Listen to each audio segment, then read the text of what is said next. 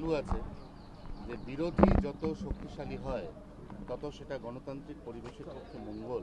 কিন্তু আপনাদের বিরোধীদের এখন যা অবস্থা, তাতে মমতা, অভিষেক, কুণাল তার সঙ্গে কিছুটা কল্যাণ এবং দোলা ছাড়া বিরোধী আর সব মিলিয়ে জনা সাথে কাছে, এটা তো গণতন্ত্রের পক্ষে খারাপ ছবি। দেখুন, আমরাও তো চাই যে শক্ত বিরোধী হোক, যে সরকারকে ঠিক পথে পরিচালিত করবে। যারা নিজেরা কোনোদিন ঠিক রাস্তায় চলেনি তারা অন্যকে কী চালাবে?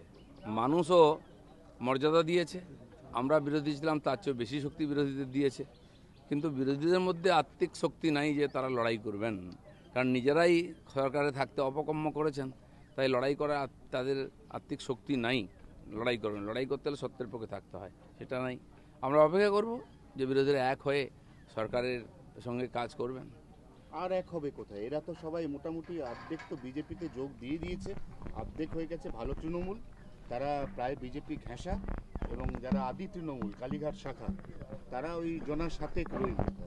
দেখুন, রাজনীতিতে রোজ পরিবর্তন হয়, কাল কী হবে আমরা জানি না, আর সেটা আমাদের জানার দরকারও নাই। বর্তমান যে ভারতীয় জনতা পার্টি সরকার সে কাজ করছে, মানুষ খুশি আছে। তো কমপক্ষে নিজেদের মধ্যে লড়াই না করে সরকারের সঙ্গে থাকুন, যাতে পশ্চিমবাংলার উন্নয়ন এত বছর আটকে ছিল সেটা যেন ঠিকঠাক হয়, আইন ব্যবস্থা যেন ঠিকঠাক হয়। বিরোধিতা করতে গিয়েও একসঙ্গে থাকতে পারছেন না, সেখানে পরস্পর বিরোধী হয়ে যাচ্ছেন। তো এটা তো ঠিক নয়। এবার বাকি পার্টি ওনারা ঠিক করবেন কি করবেন। এতদিন আমরা বিশ্ব বাংলা বাণিজ্য সম্মেলন ধরনের জিনিসপত্র দেখেছি, যেখানে সম্মেলন করতে গিয়ে বেশ কয়েক কোটি টাকা আমাদেরই ট্যাক্সের টাকা খসে গেছে। প্রকৃত 2 মাসের এই সরকার, তারা আজকে অন্তত 4টি বিনিয়োগ টানছে, এবং 2 মাসের যদি আমরা রিপোর্ট কার্ড দেখি তাহলে ইতিমধ্যেই রাজ্যে অন্তত 8টি শিল্প এবং তার সঙ্গে 21টি অনুসারী শিল্প তারা রাজ্যে আসছে বা আসার ব্যাপারে আগ্রহ প্রকাশ করেছে। এটা তো ঠিকই যে মানুষ এই পরিবর্তনটা চেয়েছিলেন, যে আইন শৃঙ্খলা ঠিক থাক, শিল্পপতি ব্যবসায়ীরা যেন কাজ করার সুযোগ পান, সেই সুযোগটা এসেছে। বিজেপির ইমেজই আছে এরকম যে বিজেপি ব্যবসা বাণিজ্য একে সহযোগিতা করে, তাই প্রথম থেকে এসছেন। যেদিন মাননীয় তাপসদা ওখানে শিল্পপতিদের সঙ্গে বৈঠক করছেন, সেই সময় একটি সংস্থা এলিগেন্ট স্টিল তারা আমার সঙ্গে দেখা করতে এসেছিলেন। তাদের রঘুনাথপুরে পুরুলিয়াতে 450 একরের বেশি জায়গা আছে, সেখানে তারা ইলেকশনের আগেও কাজ শুরু করতে চেয়েছিলেন, করতে দেওয়া হয়নি। এখন তারা কাজ শুরু করতে চান। আমি মাননীয় তাপসবাবুকে বলেছি যে এই পার্টি যাচ্ছে, আপনি কথা বলে তাদের সমস্যা সমাধান করুন। তো সবাই চলে আসছেন, দেখা করতে না পারলে কারোর সঙ্গে দেখা করছেন, কথা বলছেন। তারা ইমিডিয়েট কাজ শুরু করতে চান। এরকম অনুকূল পরিবেশ 50 বছর আগেও, 50 বছরের মধ্যে বাংলায় ছিল না। তার লাভটা সবার উঠানো উচিত। শ্রমিক ভট্টাচার্যের বিরুদ্ধে দলের একটা বড় অংশের নিচুতলার কর্মী সমর্থকদের ক্ষোভ বাড়ছে। শ্রমিক ভট্টাচার্য নিজে প্রথমে বলেছিলেন কাউকে দলে নেওয়া হবে না, কিন্তু তারপর দেখা যাচ্ছে তারই হাত ধরে সুকুমার শেখর থেকে শুরু করে এরা একে একে পরপর সবাই বিজেপি জয়েন করছে। ওনার বিরুদ্ধে একটা ক্ষোভ কিন্তু ক্রমশ বাড়ছে। দেখুন, শ্রমিক ভট্টাচার্য তো এই ব্যাপারে সমস্ত সিদ্ধান্ত নেন না, এমপিদের ব্যাপার আছে, কেন্দ্র সরকারের ব্যাপার, কেন্দ্রীয় পার্টির ব্যাপার আছে।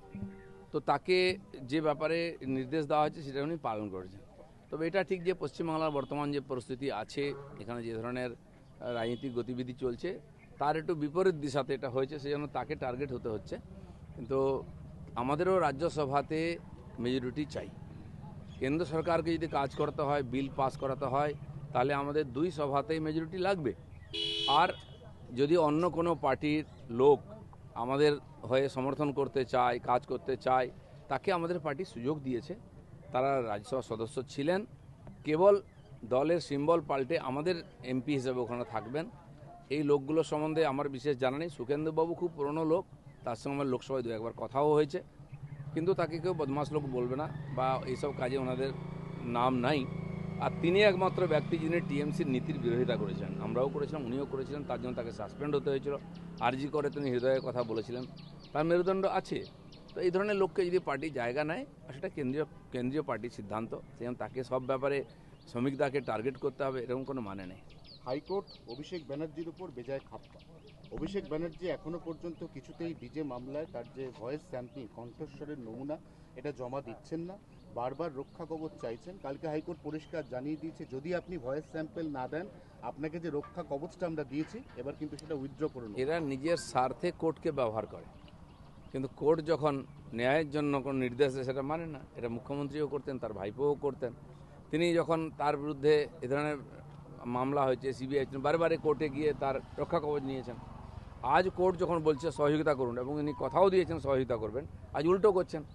উনি তো বারে বারে কোর্টে গেছেন, বিভিন্ন সিবিআই ইডি থেকে সবার কাছে সামনে গেছেন, তো ওরা জিজ্ঞাসাবাদ করেছে, কোন তো ভয় পাওয়ার কোনো কারণ ছিল না। আজকে একটা ভয়েস স্যাম্পল দিতে ভয় কেন? তার মানে ডাল মে কুচ কালা হয়। ওনারা যে ধরনের কথা বলেছেন, যে ধরনের কাজ করেছেন, উস্কেছেন লোকেদেরকে, তা তো ফল ভোগ করতে হবে, বিচারের সামনে আসতেই হবে। কিন্তু কণ্ঠস্বর পরীক্ষা দিতে যাওয়ার সময় যাতে ডিম না ছোড়া হয় সেই কথা বলা হচ্ছে। না, আমিও সেটা বলবো, বিচার ব্যবস্থা বিচার করবে, পুলিশের দায়িত্ব আছে সুরক্ষা দেওয়ার। কিন্তু আমরাও তো এই কথা আপিল করতাম, এই ধরনের কোনো দুর্ঘটনা হলো আমরা যেতাম, কোনো অনুষ্ঠানে জেলায় প্রোগ্রাম করতে যেতাম, এই টিএমসি দুষ্কৃতকারীরা ঘিরে ধরে গাড়ি ভাঙতো, ইট পাটকেল মারতো, মাথা ফাটাতো আমাদের কর্মীদের। ইলেকশনের কিছুদিন আগে পর্যন্ত মাননীয় খগেন মুর্মু, ওখানকার এমএলএ, তাদের রক্তাক্ত করা হয়েছিল, সে দৃশ্য আমরা ভুলিনি। তো তার বদলে যদি একটা ডিম খেতে হয়, কি অসুবিধা আছে? ডিম তো বাড়িতে খান, বাইরেও একটু খান, হয় সেদ্ধ করে খেতেন, নাহলে কাঁচা খান। এরা কোনোদিন সেই দুষ্কৃতকারীদের কাজের বিরোধিতা করেছে? ডায়মন্ড হারবারে বারবার অপমান হতে হয়েছে, মারপিট, আমাদের বাড়ির লোকেরা বাড়ি ছাড়া ছিল 5 বছর। উনি গেছেন কোনোদিন? তাদের কথা শুনেছেন? কোনোদিন নিন্দা করেছেন এগুলো ঠিক নাই, জাহাঙ্গীরদের দাদাগিরি? তো আজ এত কষ্ট হয়েছে, একটা ডিম খাবেন আপনি সসম্মানে, খান না। তবুও আমি বলবো পুলিশ প্রশাসনকে আদালতের কাজে যেন বাধা না হয়, সেজন্য আপনারা আইন শৃঙ্খলা ব্যবস্থা ঠিক করুন। যারা অ্যাপিয়ার হবেন কোর্টে, তারা যেন পৌঁছতে পারেন সেই ব্যবস্থাও করুন, যাতে বিচার ব্যবস্থা সুচারুরূপে চলে। থ্যাংক ইউ দাদা।